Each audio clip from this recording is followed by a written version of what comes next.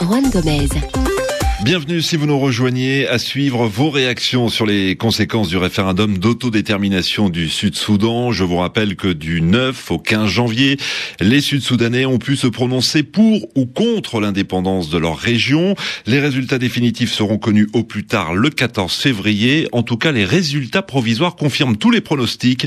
Près de 99% des électeurs ont voté pour la sécession. Autrement dit, le plus grand pays d'Afrique sera coupé en deux. Et cette perspective, vous le savez, suscite des inquiétudes. Plusieurs dirigeants africains ont déjà alerté sur les risques d'un effet domino sur le continent. C'est le cas du président tchadien. Dimanche, chez nos confrères de TV5, Idriss Déby a estimé que la sécession du Sud-Soudan crée un précédent extrêmement grave car il remet en cause l'intangibilité des frontières héritées de la colonisation. Autrement dit, dans d'autres pays, des mouvements rebelles pourraient bien s'inspirer de l'exemple soudanais et réclamer à leur tour un référendum d'autodétermination. Alors partagez-vous ces inquiétudes. Le référendum sud-soudanais va-t-il finalement ouvrir la boîte de Pandore? Que pensez-vous du sacro-saint principe de l'intangibilité des frontières africaines? Nous en parlons et vous êtes nombreux à souhaiter prendre la parole. Merci encore de votre fidélité. 33 1 53 92 64 40 01 53 92 64 40 si vous nous appelez de France. Et justement, nous allons en Normandie. Bonjour Jean-Louis. Bonjour Juan Gomez. Vous êtes à Rouen exactement, donc c'est en Normandie, nord-ouest de la France. Alors est-ce que vous partagez, vous, les inquiétudes exprimées notamment par le président tchadien? Je les partage, mais avant de me prononcer concrètement comment tout cela va arriver, puisque vous avez parlé de l'effet domino, j'aimerais revenir sur quelques concepts de base pour qu'on comprenne très bien les choses.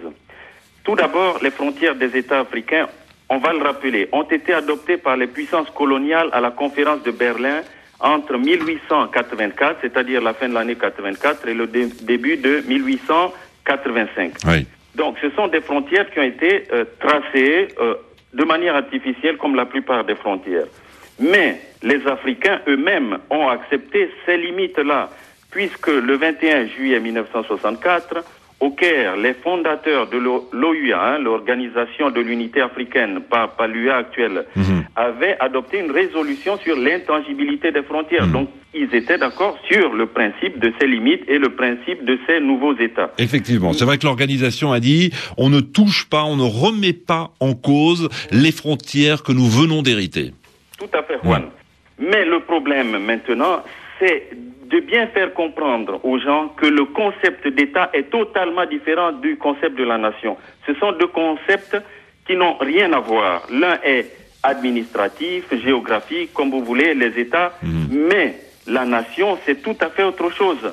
Il faut aujourd'hui bâtir les nations africaines à l'intérieur de ces États, c'est-à-dire que les habitants, ceux qui sont enfermés dans ces limites coloniales, doivent avoir un sentiment de vouloir vivre ensemble qui est commun. Et c'est là et que pour vivre ensemble, José Louis, pour vivre ensemble, il faut qu'il y ait confiance entre les différentes communautés qui composent ces États. Et on voit bien pour le cas soudanais qu'il n'y a pas eu confiance entre le Nord, qui est arabo-musulman, et le Sud, qui est à majorité chrétienne et animiste. Il y a eu quand même, et on va pas refaire toute l'histoire, puisqu'il y a beaucoup d'auditeurs, et c'est passionnant, mais il y a quand même eu deux guerres civiles qui ont déchiré complètement le Soudan depuis son indépendance. La dernière a tout de même duré 25 ans. José Louis, est-ce que vous craignez désormais un effet domino? Est-ce que vous pensez que d'autres mouvements rebelles dans d'autres pays peuvent s'inspirer maintenant de ce qu'ont pu faire les rebelles sud-soudanais? Tout à fait. Cela ne se décrète pas à la nation, ça ne s'impose pas. Et partout où il y aura manque de confiance, il y a ce risque-là. Et je ne vais pas citer toutes les parties africaines qui sont exposées à ce risque. Ce serait faire peur à certains dirigeants ou à certains peuples. Mais ceux qui y vivent et les dirigeants de ces partis en Afrique connaissent très bien ces endroits. Si on revient au cas soudanais, vous avez parlé des guerres civiles. La première guerre civile, c'est une rupture, est due à une rupture de confiance. Puisque au moment où les Soudanais accèdent à l'indépendance, ils votent leur indépendance au 31 décembre 1955, il est convenu que le Soudan va être un État fédéral. Mais après la déclaration d'indépendance, on remet en cause ce principe. D'où la première guerre qui durera de 55 à 1972. Ouais, on va pas refaire l'histoire, José Louis. Simplement, vous craignez vraiment aujourd'hui un effet domino. C'est le débat du jour. On va donner la parole évidemment à d'autres auditeurs. En tout cas, merci d'avoir replanté le décor et merci de ces rappels historiques. Effectivement, vous avez raison de nous rappeler ces différentes dates importantes de l'histoire du Soudan. Bonne journée à Rouen et merci beaucoup. Aldo, vous êtes à Cotonou au Bénin. Bonjour. Bonjour Juan. Alors, est-ce que vous partagez l'analyse de José Louis ou est-ce que, au contraire, vous pensez que finalement, un certain nombre de chefs d'État, on a cité tout à l'heure le président Déby, mais on peut citer également Abdoulaye Wade qui a eu l'occasion de s'exprimer sur le dossier sud-soudanais. On pense aussi au dirigeant libyen Mouammar Kadhafi qui a dit que ce serait une maladie contagieuse ce référendum. Est-ce que vous comprenez ces réticences et ces inquiétudes? Bon, avant tout, j'essaie de comprendre le point de vue de José Louis, mais je ne sais pas pourquoi les chefs d'État d'Afrique ont peur et que ça leur arrive aussi. Parce que, vous voyez, en fait, le problème c'est quoi? Il faut rappeler même au président Déby qu'il n'y a jamais eu et il n'y aura jamais dans l'histoire de l'humanité un État dont les limites resteront éternelles. Tout évolue. Bon, a fortiori, les États d'Afrique qui n'ont aucun fondement historique. Moi, je pense personnellement que c'est l'idéal. L'idéal pour les peuples d'Afrique. En attendant qu'on ne passe à la création d'États réels, hein, pour l'État continental, qui est le rêve de toute l'Afrique. C'est-à-dire vous rêvez des États-Unis d'Afrique, mais enfin avant d'y arriver, il va s'en passer effectivement beaucoup de temps. Mais cet effet domino craint par de nombreux spécialistes également, vous le comprenez ou pas, Aldo? Non, c'est ce que je viens de dire. J'essaie de comprendre, mais en réalité, les gens doivent voir la chose autrement. En réalité, c'est quoi l'État en Afrique?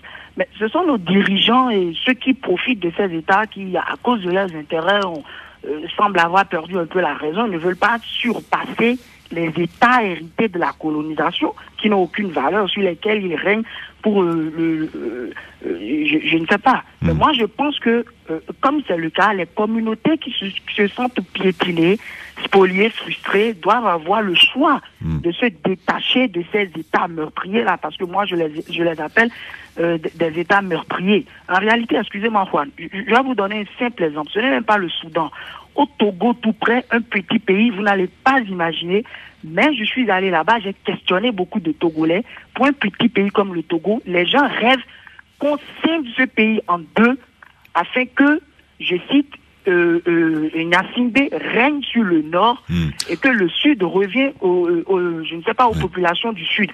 Donc c'est un problème réel. En fait, ce n'est pas parce qu'on va émietter les États qu'on ne va pas réaliser le rêve de l'unité africaine. D'accord, mais enfin, en même temps, après, il y a la viabilité de ces micro-États, parce qu'effectivement, vous prenez le Togo, qui est un petit pays par la taille, évidemment, mais grand par ses hommes. Je voudrais pas que ça soit mal interprété, mais voilà, vous divisez le Togo en deux, il ne reste pratiquement pas grand-chose. Donc, ce seront des micro-États, et on peut s'interroger sur la viabilité, effectivement, de cette situation. Aldo, merci beaucoup. Il y a vraiment beaucoup d'appels. Je voudrais qu'on aille à Kinshasa, en République démocratique du Congo. Bonjour Moïse.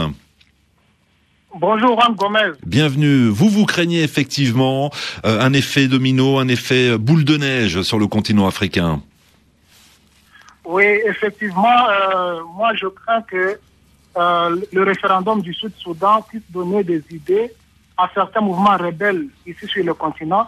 Et c'est le cas notamment de notre pays, la République démocratique du Congo,